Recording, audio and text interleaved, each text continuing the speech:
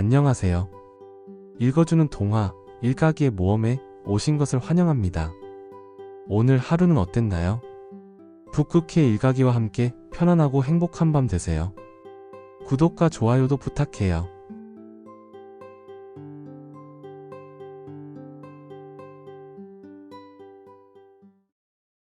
사화 검은 어선의 등장. 그때 일가기는 거북씨가 조금 남다르다는 것을 눈치챘다. 거북씨의 얼굴과 목에는 깊은 상처가 배어 있었고 날개에는 주황색의 딱지가 붙어 있었다. 노골적으로 살피는 일가기를 눈치챘는지 거북씨는 어릴 때의 이야기를 해주었다. 어릴 적 나는 인간이 버린 쓰레기에 몸이 끼었단다. 빼내려 했지만 점점 더 조여왔지. 그렇게 쓰레기는 내 몸의 일부가 되었고 친구들은 나를 터부시했어. 자연스레 혼자가 되어가던 나는 해양탐사대에 의해 구조되어 살에 깊이 파인 쓰레기를 절단할 수 있었지. 상처도 치료받았단다. 팔의 딱지는 그때 얻은 것이야. 이 딱지 덕분에 아직도 그들과 연락하며 지내고 있지. 호기심 가득한 눈으로 이야기를 듣고 있는 일가기에게 바다 거북은 헤엄 연습을 도와주겠다고 했다.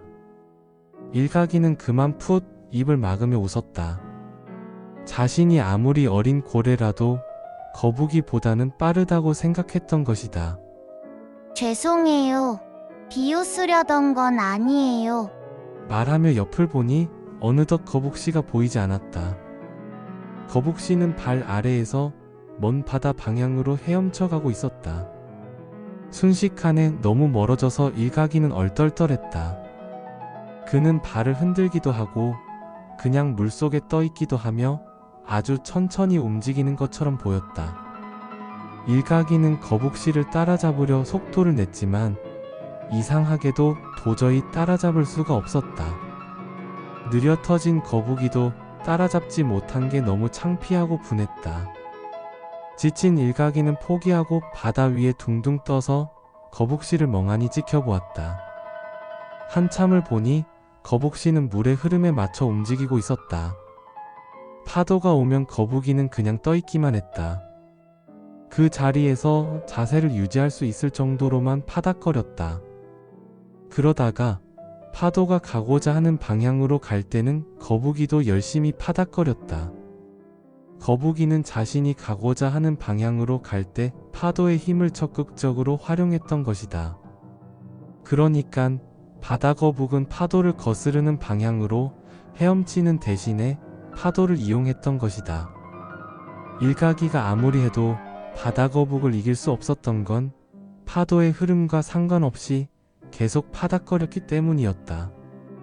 그러니 점점 더 지쳐갔고 막상 파도가 밀어주는 타이밍에도 빨리 나아갈 힘이 남아있지 않았던 것이다.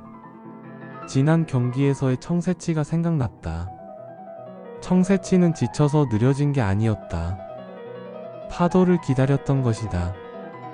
경기에서 소용돌이 구간을 뚫고 수면 위로 힘차게 뛰어오르던 청새치의 모습이 스쳐갔다. 일가기는 비앙카와 함께 해저 마을에서 일각술을 연습하며 놀고 있었다. 일각술은 비앙카가 만들어준 이름이다. 청새치가 얼음 빙산을 두 동강 내듯 일가기도 뿔을 사용해 단숨에 사물을 베는 검술 같은 것이다. 그때 머리 위로 크고 검은 그림자가 지나가는 것을 보았다. 커다란 어선이 물거품을 일으키며 빠르게 지나가고 있었다. 순간 해저마을은 모래먼지로 자욱해졌고 잠잠하던 부유물들이 이리저리 소용돌이치며 부딪혔다. 둘은 상점의 간판 뒤로 재빠르게 숨고 눈만 빼꼼히 내놓았다. 비앙카는 비장하고도 불안한 목소리로 말했다. 저게 바로 인간의 어선이야. 우리 물고기들을 닥치는 대로 잡아가지. 일가기는 두려움에 떨며 대답했다. 와, 고래보다 크다. 비앙카는 의기양양하게 말했다. 물론 나 같은 플랩잭 문어는 잡아가지 않아. 이 몸은 특별하거든. 일가기는 의아한 눈으로 비앙카를 바라보았다. 사실은 날 무서워하지. 비앙카는 손으로 지지직 전기를 일으키며 말했다. 번쩍거리는 전기를 보고 놀란 일가기는 한 발 뒤로 물러났다. 집에 가봐야겠어. 팔찌느러미로 부유물을 헤집고 나서려는 일가기는 순간 불안에 휩싸였다. 배가 가는 저 방향은 일가기의 마음속에는 두려움과 걱정이 뒤섞였다. 일가기와 비앙카는 불안한 마음을 안고 급히 마을로 돌아왔다. 평소와는 다른 소란스러운 분위기 속에서 물고기 부모들이 모여 있었다.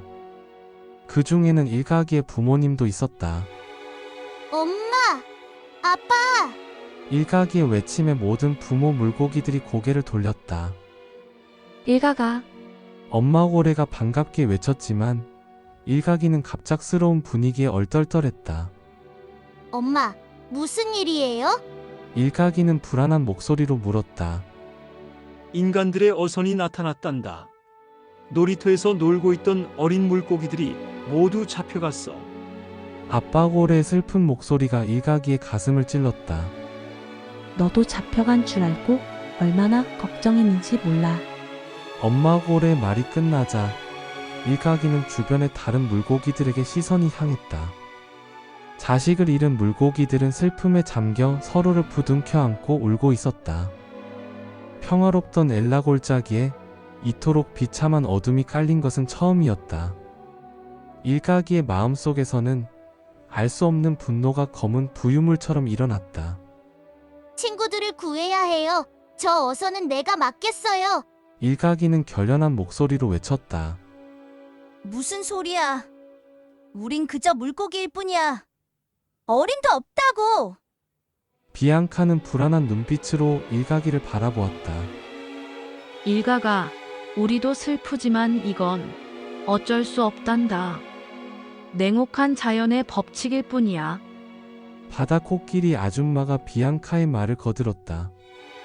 일가기는 순간 자신을 밀치고 한마디 쏘아붙였던 어린 바다 코끼리가 생각났다. 그리고 그물에 잡혀 두려움에 떨고 있을 모습을 상상하며 이렇게 쉽게 포기하면 안 된다고 생각했다. 어선을 따라잡을 수 있는 길이 있어요. 그는 지평선의 끝 방향을 향해 손을 펼쳤다. 일가기는 세상의 끝을 넘어 어선에 도달하기로 결심했다.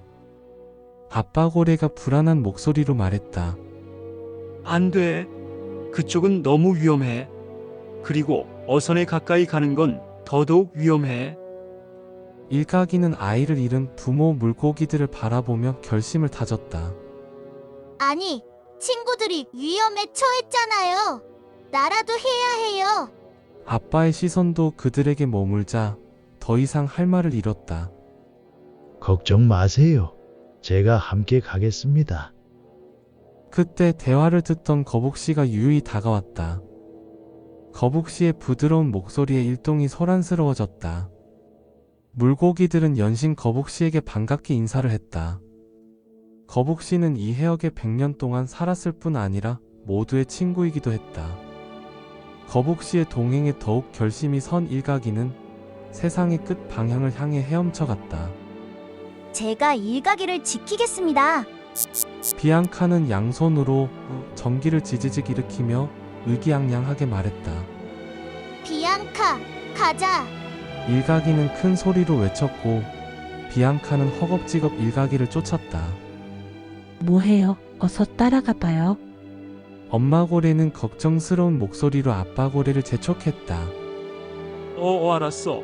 내 걱정은 말아요. 일가기를, 아니, 아이들을 꼭 데리고 올게요. 아빠 고래는 연신 손지느러미를 흔들며 큰 소리로 외쳤다. 일가기, 비앙카, 거북씨가 어두운 지평선을 향해 떠났고 아빠 고래가 그 뒤를 따르고 있었다. 친구들 재미있게 보셨나요? 일가기의 다음 모험이 궁금하시면 구독과 좋아요를 눌러주세요. 다시 만나요.